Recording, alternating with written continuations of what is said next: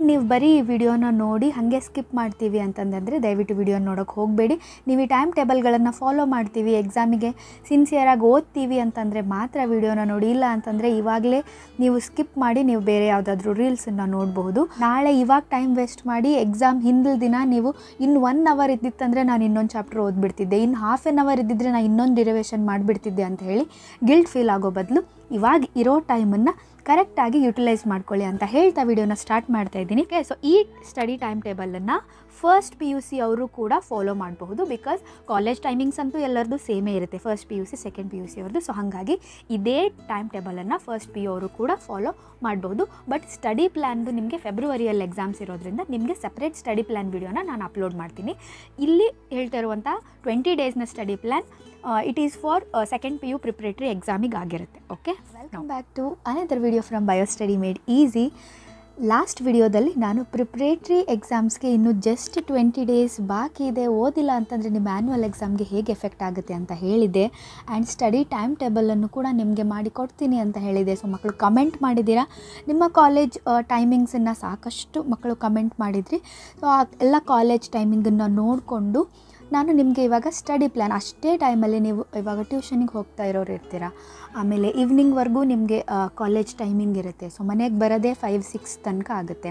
So ಅಷ್ಟಾದರೂ ಕೂಡ ಅದರಲ್ಲೇ ನೀವು ಮ್ಯಾನೇಜ್ ಮಾಡಿಕೊಂಡು ಹೇಗೆ ನೀವು ಸ್ಟಡಿ ಮಾಡಬೇಕು ಅಂತ ಹೇಳಿ ನಾನು ನಿಮಗೆ ಈ ವಿಡಿಯೋದಲ್ಲಿ ಸ್ಟಡಿ ಟೈಮ್ ಟೇಬಲನ್ನು ಹೇಳ್ತಾ ಇದ್ದೀನಿ. ಜೊತೆಗೆ ಯಾವ್ಯಾವುದೆಲ್ಲ ಇಂಪಾರ್ಟೆಂಟ್ ಚಾಪ್ಟರ್ಸನ್ನು ಮೊದಲು ಓದಿ ಮುಗಿಸಬೇಕು, ಆಲ್ ಫ್ರಮ್ PCMB 4 ಸಬ್ಜೆಕ್ಟಿಂದ ಯಾವುದು ಮೊದಲು ಓದಿ ಮುಗಿಸ್ಬೇಕು ಆ ಇಂಪಾರ್ಟೆಂಟ್ ಚಾಪ್ಟರ್ಸ್. ಅದಾದ ನಂತರ ಇದೇ 20 ಡೇಸಲ್ಲಿ ಹೇಗೆ 100% ಸಿಲೆಬಸ್ಸನ್ನು ನಾವು ಕವರ್ ಮಾಡಬಹುದು ಅಂತ ಹೇಳಿ ನಾನು ಈ ವಿಡಿಯೋದಲ್ಲಿ ಹೇಳ್ತಾ ಹೋಗ್ತೀನಿ. ಆ್ಯಂಡ್ ದೆನ್ ಚಾನಲ್ನ ಇನ್ನೂ ಸಬ್ಸ್ಕ್ರೈಬ್ ಮಾಡಿಲ್ಲ ಅಂತಂದರೆ ದಯವಿಟ್ಟು ಸಬ್ಸ್ಕ್ರೈಬ್ ಮಾಡ್ಕೊಳ್ಳಿ, ಜೊತೆಗೆ ಫ್ರೆಂಡ್ಸ್ಗೆ ಶೇರ್ ಮಾಡೋದ್ರಿಂದ ಹೆಚ್ಚೆಚ್ಚು ಜನಕ್ಕೆ ವಿಡಿಯೋಸ್ಗಳು ತಲುಪಲಿ, ಅವ್ರಿಗೂ ಕೂಡ ಹೆಲ್ಪ್ ಆಗಲಿ.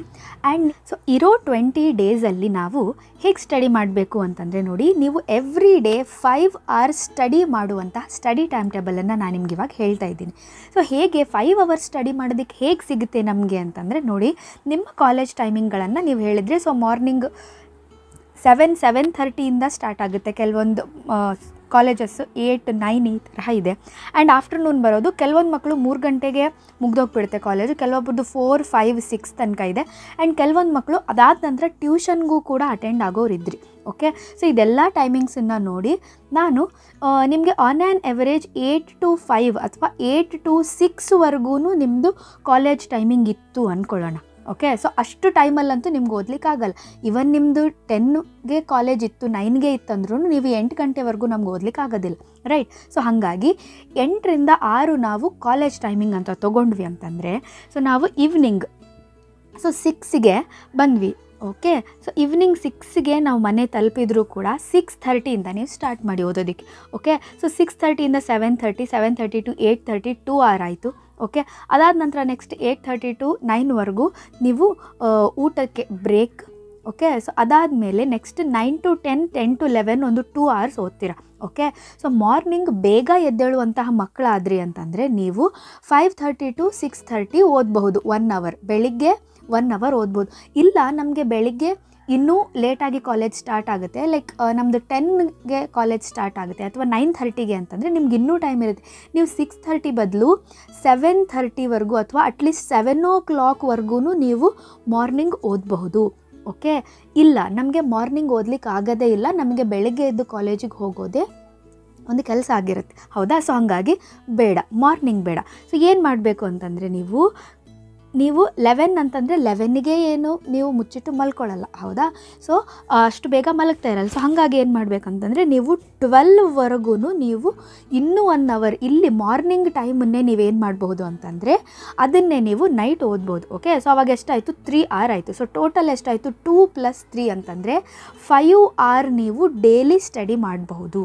ಓಕೆ, ಸೊ ಡೈಲಿ ನೀವು ಸ್ಟಡಿ ಮಾಡ್ಬೋದು. ನಾನು ನಿಮ್ಗೆ ಹೇಳ್ತೀನಿ ಇವಾಗ ನೆಕ್ಸ್ಟ್ ನಿಮಗೆ ಪ್ರತಿ ಡೇ ಇವಾಗ 26ಗೆ ಸ್ಟಾರ್ಟ್ ಆಗುತ್ತಲ್ವ ನೋಡಿ, ಇದೆಲ್ಲ ನಾನು ಹಾಕಿದ್ದೀನಿ ಯಾವ್ಯಾವುದೆಲ್ಲ ಡಿಫಿಕಲ್ಟ್ ಚಾಪ್ಟರ್ಸ್ ಇದೆ, ಮೀಡಿಯಮ್ಮು, ಈಸಿ. ಸೊ ಡಿಸೆಂಬರ್ 26 ನೀವು ಹೆಂಗೆ ಸ್ಟಾರ್ಟ್ ಮಾಡಬೇಕು ಅನ್ನೋ ಡೀಟೇಲ್ಡ್ ಸ್ಟಡಿ ಪ್ಲ್ಯಾನನ್ನು ನಾನು ನಿಮ್ಗೆ ಈ ವಿಡಿಯೋದಲ್ಲಿ ಕೊಡ್ತಾ ಇದ್ದೀನಿ. ಸೊ ನೋಡಿ, ಪೇಷನ್ಸಿಂದ ನೋಡಿ.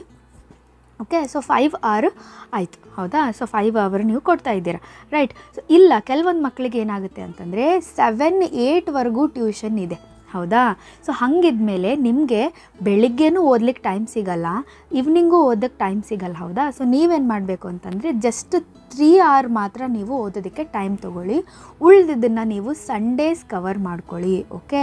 ಆಮೇಲೆ ನೀವು ಟ್ಯೂಷನ್ ಕ್ಲಾಸಲ್ಲೂ ಕೂಡ ಅವ್ರೇನು ಹೇಳೋದು ನಿಮಗೆ ಸಿಲೆಬಸ್ಸೇ ಇರುತ್ತೆ. ಹೌದಾ? ಸೊ ಆ ಟ್ಯೂಷನ್ ಕ್ಲಾಸಸ್ಸನ್ನೇ ನೀವು ಕರೆಕ್ಟಾಗಿ ಕೇಳಿದರೆ, ಗಮನ ಇಟ್ಟು ಕೇಳಿದ್ರಿ ಅಂತಂದರೆ ಅದೇ ಟೈಮ್ ಅಲ್ಲಿ ಯುಟಿಲೈಸ್ ಆಗಿಬಿಡುತ್ತೆ. ಹೌದಾ?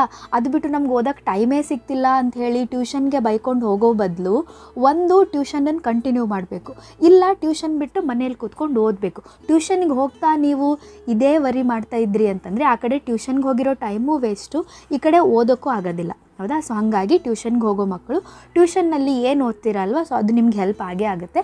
ಅದನ್ನು ಗಮನ ಇಟ್ಟು ಓದ್ಕೊಂಡು ಅಲ್ಲೇ ಒಂದಿಷ್ಟು ಟಾಪಿಕ್ಸನ್ನು ಸಿಲೆಬಸ್ಸನ್ನು ಕವರ್ ಮಾಡ್ಕೊಂಡು ಬಂದುಬಿಡಿ ಟ್ಯೂಷನ್ನಲ್ಲೇ. ಓಕೆ? ಅದನ್ನು ಬಿಟ್ಟು ಉಳಿದಿದ್ದನ್ನು ಮನೆಯಲ್ಲಿ ಏನು 3 hours ಕೂತು ಓದ್ತಿರಲ್ಲ, ಸೊ ಅವಾಗ ಓದ್ಕೊಳ್ಳಿ. ಓಕೆ? ಟೈಮ್ ಟೇಬಲ್ ಆಯಿತು. ಇವಾಗ ನೆಕ್ಸ್ಟ್ ಎಷ್ಟು ಡೇಸ್ ಉಳಿಯುತ್ತೆ ನಮಗೆ ಅಂತಂದರೆ, ಸೊ ನೋಡಿ, ನಾಳೆ ಡಿಸೆಂಬರ್ 26 ಅಂತಂದರೆ 26 31 ಡಿಸೆಂಬರ್ ಮುಗೀತು. ನೆಕ್ಸ್ಟ್ ಜಾನ್ 1 ಹಿಡಿದು ನಿಮಗೆ ಜಾನ್ 16 ಎಕ್ಸಾಮ್ ಅಂತಂದರೆ ಹಿಂದೆ ಒಂದು 3 ದಿನ ಆ ಲ್ಯಾಂಗ್ವೇಜಸ್ಸನ್ನು ಓದೋದಕ್ಕೆ ಕೊಟ್ಟರು. ಸೊ PCMB ಮಾತ್ರ ನೀವು ಈ ಟೈಮಲ್ಲಿ ಕವರ್ ಮಾಡಬೇಕು ಫುಲ್ ಕಂಪ್ಲೀಟಾಗಿ. ಹೇಗೆ ಅಂತ ಹೇಳ್ತೀನಿ ನೋಡಿ. ಸೊ ಫಿಸಿಕ್ಸಲ್ಲಿ 14 ಚಾಪ್ಟರ್ಸ್ ಇದೆ, ಮ್ಯಾಥಮೆಟಿಕ್ಸಲ್ಲಿ 13, ಕೆಮಿಸ್ಟ್ರಿನಲ್ಲಿ 10 ಮತ್ತು ಬಯಾಲಜಿನಲ್ಲಿ 13 ಚಾಪ್ಟರ್ಸ್ ಇದೆ. ಸೊ ಇದನ್ನು ನೀವು ಇಷ್ಟನ್ನು ನಾವು ಫಸ್ಟಿಂದ ಓದ್ಕೊಳ್ತಾ ಕೂಡ್ತೀವಿ ಅಂತಂದರೆ ಅದು ವರ್ಕ್ ಆಗಲ್ಲ. ಸೊ ಏನು ಮಾಡಬೇಕಂತಂದರೆ ಪ್ರತಿ ಸಬ್ಜೆಕ್ಟಲ್ಲೂ ನಮಗೆ ಡಿಫಿಕಲ್ಟ್ ಚಾಪ್ಟರ್ಸ್, ಮೀಡಿಯಮ್ ಚಾಪ್ಟರ್ಸ್ ಮತ್ತು ಈಸಿ ಚಾಪ್ಟರ್ಸ್ ಅಂತ ಇರುತ್ತೆ. ಸೊ ಫಸ್ಟ್ ಏನು ಮಾಡಬೇಕಂತಂದರೆ ಡಿಫಿಕಲ್ಟ್ ಇರೋ ಚಾಪ್ಟರ್ಸನ್ನು ನೀವು ಈ ಡಿಸೆಂಬರಲ್ಲಿ, ಸೊ ಡಿಸೆಂಬರ್ 26 31 ನಾನು ಏನು ಹೇಳ್ತಾ ಇದ್ದೀನಿ, ಈ ಡಿಸೆಂಬರಲ್ಲಿ ನೀವು ಈ ಡಿಫಿಕಲ್ಟ್ ಇರುವಂತಹ 16 ಚಾಪ್ಟರ್ಸನ್ನು ಕಂಪ್ಲೀಟ್ ಮಾಡ್ಕೋಬೇಕು. ಫಿಸಿಕ್ಸಲ್ಲಿ 5 ಚಾಪ್ಟರ್ಸ್ಗಳು, ಆ್ಯಂಡ್ ಕೆಮಿಸ್ಟ್ರಿನಲ್ಲಿ ಈ 4 ಚಾಪ್ಟರ್ಸ್. ಅದಾದ ನಂತರ ಮ್ಯಾಥಮೆಟಿಕ್ಸಲ್ಲಿ ಕಂಟಿನ್ಯೂಟಿ ಆ್ಯಂಡ್ ಡಿಫ್ರೆನ್ಷಿಯಬಿಲಿಟಿ ಮತ್ತು ಇಂಟಿಗ್ರಲ್ಸ್, ಈ 2 ಇಂಪಾರ್ಟೆಂಟ್ ಚಾಪ್ಟರ್ಸ್. ಮತ್ತು ಬಯಾಲಜಿನಲ್ಲಿ 1st, 2nd, 4th, 5th ಮತ್ತು 7th, ಈ 5 ಚಾಪ್ಟರ್ಸ್ಗಳು ಮೋಸ್ಟ್ ಇಂಪಾರ್ಟೆಂಟ್ ಚಾಪ್ಟರ್ಸ್ ಆಗಿರುತ್ತೆ. ಓಕೆ? ಸೊ ಈ ಮೋಸ್ಟ್ ಇಂಪಾರ್ಟೆಂಟ್ ಚಾಪ್ಟರ್ಸ್ಗಳು ಟೋಟಲ್ ಆಗಿ 16 ಚಾಪ್ಟರ್ಸನ್ನು ನೀವು ಈ ಡಿಸೆಂಬರ್ಗೆ ಕವರ್ ಮಾಡಬೇಕು. ಓಕೆ? ಈ ಡಿಸೆಂಬರ್ ಅನ್ನೋ ಅಷ್ಟರಲ್ಲಿ ಡಿಫಿಕಲ್ಟ್ ಇರೋ ಚಾಪ್ಟರ್ಸನ್ನು ಎಲ್ಲ ಮುಗಿಸ್ಕೊಂಡು ಬಿಟ್ರಿ ಅಂತಂದರೆ ಆರಾಮಾಗಿ ನೀವು ಫಿಸಿಕ್ಸು, ಮ್ಯಾಥ್ಸು, ಕೆಮಿಸ್ಟ್ರಿ, ಬಯಾಲಜಿನಲ್ಲಿ ಇಲ್ಲೇ ನಿಮಗೆ ಒಂದು 50% ಮಾರ್ಕ್ಸ್ ಸ್ಕೋರ್ ಆಗಿಬಿಡುತ್ತೆ. ಯಾಕಂದರೆ ಇವೆಲ್ಲವೂ ಹೈಯೆಸ್ಟ್ ವೇಟೇಜ್ ಇರೋ ಚಾಪ್ಟರ್ಸೇ ಇಂಪಾರ್ಟೆಂಟ್ ಇರೋದು. ಸೊ ಹಾಗಾಗಿ ಇಲ್ಲೇ ನಿಮಗೆ 50 to 60% ಮಾರ್ಕ್ಸ್ ಸ್ಕೋರ್ ಮಾಡುವಂತಹ ಚಾಪ್ಟರ್ಸು ಈ ಡಿಸೆಂಬರ್ನ 1 ವೀಕಲ್ಲಿ ನೀವು ಕವರ್ ಮಾಡಿಬಿಟ್ರಿ ಅಂದರೆ ನಿಮಗೆ ತುಂಬ ಈಸಿ ಆಗುತ್ತೆ ಮುಂದೆ ಜನವರಿಯಲ್ಲಿ ಉಳಿದಿರುವಂಥ 2 ವಾರನ ಓದ್ಕೊಳ್ಳೋದಕ್ಕೆ. ಓಕೆ? ಸೊ ಹಾಗಾಗಿ ಈ ಡಿಸೆಂಬರ್ಗೆ ಸೊ ಹೇಗೆ ಕವರ್ ಮಾಡ್ತೀರಾ ಹಾಗಿದ್ರೆ 16 ಚಾಪ್ಟರ್ಸನ್ನು ಒಂದೇ ವೀಕಲ್ಲಿ ಅಂತಂದರೆ, ಸೊ ಅದಕ್ಕೂ ಹೇಳ್ತಾ ಇದ್ದೀನಿ ನೋಡಿ. ಡಿಸೆಂಬರ್ 26 ನೀವು ಶುರು ಮಾಡಿದ್ರಿ ಅಂತಂದರೆ ಸೊ 1 ಡೇಗೆ ನಿಮಗೆ 5 hours ಸಿಗುತ್ತೆ. ಹೌದಾ? ಸೊ ಅಂದರೆ 2.5 hour ಸಿಗುತ್ತೆ. ಓಕೆ? ಸೊ ಇನ್ನೂ ಜಾಸ್ತಿನೂ ಸಿಗ್ಬೋದು ನಿಮಗೆ. ಹೌದಾ? ಸೊ 6 hours ಕೂಡ ನಿಮಗೆ ಸಿಗೋ ಚಾನ್ಸಸ್ ಇರುತ್ತೆ, 4 hours ಸಿಗ್ಬೋದು. 2 hours ಅಂತ ಡಿವೈಡ್ ಮಾಡ್ಕೊಳ್ಳಿ. ಓಕೆ? ಸೊ 1 ಡೇಗೆ ನೀವೇನು ಮಾಡಬೇಕು, ಒಂದು ಫಿಸಿಕ್ಸು, ಒಂದು ಕೆಮಿಸ್ಟ್ರಿ. ನೆಕ್ಸ್ಟ್ 27th ಏನು ಮಾಡ್ತೀರಾ, ಅಗೇನ್ ಒಂದು ಫಿಸಿಕ್ಸು, ಒಂದು ಕೆಮಿಸ್ಟ್ರಿ. ನೆಕ್ಸ್ಟ್ 28th ಒಂದು ಫಿಸಿಕ್ಸು, ಒಂದು ಬಯಾಲಜಿ ಚಾಪ್ಟರ್ನ ಓದ್ತೀರಾ. ಅದಾದಮೇಲೆ ನೆಕ್ಸ್ಟ್ 29th ನಿಮಗೆ 29th ಸಂಡೇ ಇದೆ. ಸೊ ಸಂಡೇಯಲ್ಲಿ ನಮಗೆ ಜಾಸ್ತಿ ಟೈಮ್ ಸಿಗುತ್ತೆ. Okay? So full day holiday ಇರೋದ್ರಿಂದ ನೀವೇನು ಮಾಡಿ ಅಂತಂದರೆ 3 hourದು 3 ಸ್ಲಾಟ್, ಅಥವಾ 4 hourದು 3 ಸ್ಲಾಟ್ಸನ್ನು ಮಾಡಿಕೊಂಡು, ಅಂದರೆ ಮಾರ್ನಿಂಗ್ ಬೆಳಿಗ್ಗೆ ಎದ್ದಾಗಿಂದ ನಿಮಗೆ ಒಂದು ಸೆಷನ್ ಮ್ಯಾಥ್ಸ್ ಆಗುತ್ತೆ. ಓಕೆ? ಸೊ ಟಿಫನ್ವರೆಗೂ, ಅದಾದಮೇಲೆ ಟಿಫನ್ ಮಾಡಿದ ಮೇಲೆ ಊಟ ಮಾಡೋ ಟೈಮ್ವರೆಗೂ ಇನ್ನೊಂದು ಬಯಾಲಜಿದು 2 ಚಾಪ್ಟರ್ಸ್ ಓದಿ. ಅದಾದಮೇಲೆ ನೆಕ್ಸ್ಟ್ ಈವ್ನಿಂಗು ಸೆಷನ್ನು 2 ಕೆಮಿಸ್ಟ್ರಿದು 2 ಚಾಪ್ಟರ್ಸನ್ನು ಓದಿ. ಓಕೆ? ಸೊ ಕೆಮಿಸ್ಟ್ರಿದು 4 ಚಾಪ್ಟರ್ಸು ಮುಗೀತು. ಓಕೆ? ನೆಕ್ಸ್ಟ್ 30th ಏನು ಮಾಡಿ, ಅಗೇನ್ ಫಿಸಿಕ್ಸ್ದು ಇನ್ನೊಂದು ಚಾಪ್ಟರು, ಮ್ಯಾಥಮೆಟಿಕ್ಸ್ದು ಇನ್ನೊಂದು ಹೇಳಿದ್ನಲ್ವ 2 ಇಂಪಾರ್ಟೆಂಟ್ ಚಾಪ್ಟರ್ಸು. ಅದರಲ್ಲಿ ಎರಡನೇದನ್ನು 30 ಮತ್ತು 31 ಮಾಡ್ಕೊಳ್ಳಿ. ಆ್ಯಂಡ್ 31 ಅಗೇನ್ ಫಿಸಿಕ್ಸ್ದು ಇನ್ನೊಂದು ಅಂತಂದರೆ ಆಯ್ತಲ್ವಾ. ಫಿಸಿಕ್ಸ್ದು 5 ಚಾಪ್ಟರ್ಸ್ ನಾನು ಹೇಳಿದ್ದೆ, ಕೆಮಿಸ್ಟ್ರಿದು 4, ಬಯಾಲಜಿದು 5, ಮ್ಯಾಥಮೆಟಿಕ್ಸ್ದು 2. ಸೊ ಕಂಪ್ಲೀಟಾಗಿ ನಿಮಗೆ ಡಿಸೆಂಬರ್ 31 ಅನ್ನೋ ಅಷ್ಟರಲ್ಲಿ ಕಂಪ್ಲೀಟಾಗಿ ಹೋಗುತ್ತೆ. ಸೊ ಇವನ್ನ ನೀವು ಕಂಪ್ಲೀಟ್ ಮಾಡಲೇಬೇಕು ಈ ಟೈಮಲ್ಲಿ. ಇಲ್ಲ ಅಂತಂದರೆ ಏನಾಗುತ್ತೆ, ನಿಮಗೆ ನೆಕ್ಸ್ಟು 100% ಸಿಲೆಬಸ್ನ ಕವರ್ ಮಾಡಲಿಕ್ಕಾಗಲ್ಲ. ಯಾಕಂದರೆ ನಿಮ್ಗೆ ಉಳಿಯೋದು ನೆಕ್ಸ್ಟ್ 6 ಡೇಸ್ ಅಷ್ಟೇ ಉಳಿಯುತ್ತೆ. ಸೊ ಆ ಡೇಸಲ್ಲಿ ನೀವು ಅಗೇನ್ ಮೀಡಿಯಮ್ ಇರುವಂತಹ ಅಗೇನ್ 16 ಚಾಪ್ಟರ್ಸು, ಈಸಿ ಇರುವಂತಹ 18 ಚಾಪ್ಟರ್ಸನ್ನು ಕವರ್ ಮಾಡಬೇಕಾಗತ್ತೆ. ಸೊ ಹಾಗಾಗಿ ನೀವೇನು ಮಾಡಬೇಕು ಅಂತಂದರೆ ಈ ಒಂದು ಟೈಮ್ ಟೇಬಲನ್ನು ಸ್ಟ್ರಿಕ್ಟಾಗಿ ಫಾಲೋ ಮಾಡಿ ಇದನ್ನು ಕಂಪ್ಲೀಟ್ ಮಾಡಿ. ನೆಕ್ಸ್ಟ್ ಅದಾದಮೇಲೆ ಜಾನ್ವರಿಯಲ್ಲೂ ಕೂಡ ಸೇಮ್ ನಿಮಗೆ 6 ಡೇಸ್ ಸಿಗುತ್ತೆ, 5th ಒಂದು ಸಂಡೇ ಸಿಗುತ್ತೆ. ಆವಾಗಲೂ ಕೂಡ ನೀವು ಇದೇ ತರಹ ನಿಮಗೆ ಯಾವ್ದ್ಯಾವುದು ಚಾಪ್ಟರ್ಸ್ ಈಸಿ ಅನಿಸುತ್ತೆ. ಸೊ ಈ 16 ಚಾಪ್ಟರ್ಸನ್ನು ನೀವು ಜಾನ್ವರಿ 1 to 6 ಮೀಡಿಯಮ್ ಇರೋ 6 ಚಾಪ್ಟರ್ಸ್, ನೆಕ್ಸ್ಟ್ 7th ಇಂದ 11th ಅಥವಾ 12th ಹಿಡಿದ್ರೂ ನಿಮಗೆ ಉಳಿದಿರುವಂತಹ ಎಲ್ಲ ಈಸಿ ಚಾಪ್ಟರ್ಸ್ 18 ಈಸಿ ಚಾಪ್ಟರ್ಸ್ ಅಂದರೆ ನಿಮ್ಮದು ಕಂಪ್ಲೀಟಾಗಿ 100% ಸಿಲೆಬಸ್ 12th ಮುಗ್ದು ಹೋಗುತ್ತೆ. ಓಕೆ, ಉಳಿದಿರೋ 13th, 14th, 15th ಏನು ಮಾಡಿ ಅಂತಂದರೆ 16th ಕನ್ನಡ ಎಕ್ಸಾಮ್ ಇದೆ ಅಂತಂದರೆ ನೀವೇನು ಮಾಡ್ತೀರಾ, 15th ಅಥವಾ 14th ನೀವು ಕನ್ನಡ ಎಕ್ಸಾಮ್ಗೆ ಪ್ರಿಪೇರ್ ಆಗ್ತೀರಾ. ಸೊ 13th ಏನು ಮಾಡ್ತೀರಾ, ಇಂಗ್ಲೀಷಿಗೆ 1 ಡೇ ಇಂಗ್ಲೀಷನ್ನು ಪ್ರಿಪೇರ್ ಆಗಿದ್ದು 1.5 ಡೇ ಅಥವಾ 2 ಡೇಸ್ ಇಂಗ್ಲೀಷಿಗೆ ಪ್ರಿಪೇರ್ ಆಗಿ 1 ದಿನ ಕನ್ನಡಕ್ಕೆ ಪ್ರಿಪೇರ್ ಆಗಿ. ಸೊ ಒಂದು ಸರ್ತಿ ಎಕ್ಸಾಮ್ ಸ್ಟಾರ್ಟ್ ಆಯಿತು ಅಂದರೆ ನಿಮಗೆ ರಿವೈಸ್ ಮಾಡೋದಕ್ಕೆ ಓದ್ಕೊಳ್ಳೋದಕ್ಕೆ ಟೈಮ್ ಸಿಗಲ್ಲ. ಸೊ ಹಾಗಾಗಿ ಇರೋ 20 ಡೇಸನ್ನು ನೀವು ಎಫಿಷಿಯೆಂಟಾಗಿ ಇವಾಗಲೇ ಓದೋದಕ್ಕೆ ಸ್ಟಾರ್ಟ್ ಮಾಡಬೇಕು. ಸೊ ನೀವೇನು ಮಾಡಬೇಕು ಅಂತಂದರೆ ಇವಾಗ ನೀಟಾಗಿ ಇದೆಲ್ಲ ಇಂಪಾರ್ಟೆಂಟ್ ಚಾಪ್ಟರ್ಸ್ ನಾನು ಏನು ಹೇಳಿದೆ ಫಸ್ಟು ಇವನ್ನೆಲ್ಲ ನೋಟ್ ಮಾಡ್ಕೊಳ್ಳಿ. ಬೇಕಿದ್ದರೆ ಸ್ಕ್ರೀನ್ಶಾಟ್ ತೊಗೊಳ್ಳಿ ಅಥವಾ ಹೈಯೆಸ್ಟ್ ವೇಟೇಜ್ ಇರೋ ಚಾಪ್ಟರ್ಸೇ ಮೋಸ್ಟ್ ಇಂಪಾರ್ಟೆಂಟ್ ಚಾಪ್ಟರ್ಸ್ ಫಸ್ಟಿಗೆ. ಓಕೆ, ಸೊ ಇದನ್ನು ಫಸ್ಟು ಬರೆದಿಟ್ಕೊಂಡು ಈ week, okay, so first week ಇವಾಗ ನಾಳೆಯಿಂದ ನೀವು ಸ್ಟಾರ್ಟ್ ಮಾಡ್ತೀರಾ. ಡಿಸೆಂಬರ್ 26 ಇಂದ 31 ಇದೆಲ್ಲ ಚಾಪ್ಟರ್ಸನ್ನು ನೀವು ಕವರ್ ಮಾಡಬೇಕು. 16 ಚಾಪ್ಟರ್ಸ್. ನೋ ಈ 16 ಚಾಪ್ಟರ್ಸ್ ಕವರ್ ಆಗಲ್ಲ.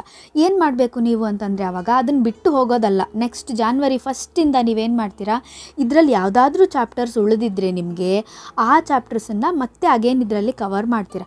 ಕವರ್ ಮಾಡ್ತಾ ನೆಕ್ಸ್ಟ್ ಚಾಪ್ಟರ್ಸಿಗೆ ಹೋಗ್ತೀರಾ. ಸೊ ಹಾಗಾಗಿ ಏನು ಮಾಡಿ, ನೀವು ಈ ಚಾಪ್ಟರ್ಸನ್ನು ನೋಟ್ ಮಾಡ್ಕೊಳ್ಳಿ. ಓಕೆ, ಸೊ ಪ್ರತಿ ಸಬ್ಜೆಕ್ಟಿಂದ ಯಾವ್ಯಾವುದೆಲ್ಲ ಡಿಫಿಕಲ್ಟು, ಮೀಡಿಯಮ್ಮು, ಈಸಿ ಇದೆ ಅಂಥೇಳಿ ನೋಟ್ ಮಾಡ್ಕೊಳ್ಳಿ. ಇಲ್ಲ ನಮಗೆ ಡಿಫಿಕಲ್ಟು ಈಸಿಯನ್ನು ಕಂಡುಹಿಡಿಯೋದಕ್ಕೆ ಕಷ್ಟ ಅನಿಸುತ್ತೆ ಅಂತಂದರೆ ನಾನು ಅದಕ್ಕೂ ಸಪ್ರೇಟ್ ವಿಡಿಯೋ ಅಪ್ಲೋಡ್ ಮಾಡ್ತೀನಿ. ಸದ್ಯಕ್ಕೆ ಡಿಫಿಕಲ್ಟ್ ಇರೋ ಚಾಪ್ಟರ್ಸ್ದು ಫಸ್ಟ್ ವೀಕ್ದಂತೂ ನಾನು ಇವಾಗ ಹೇಳಿದ್ನಲ್ವಾ. ಸೊ ಈ 21 ಇಂದ 31 ನೀವೇನು ಮಾಡ್ತೀರಾ ಅಲ್ವಾ. ಸೊ ಇದನ್ನು ನೀಟಾಗಿ ನೋಟ್ ಮಾಡ್ಕೊಳ್ಳಿ. ಈ ಚಾಪ್ಟರ್ಸನ್ನು ಓದೋದಕ್ಕೆ ಶುರು ಮಾಡಿ.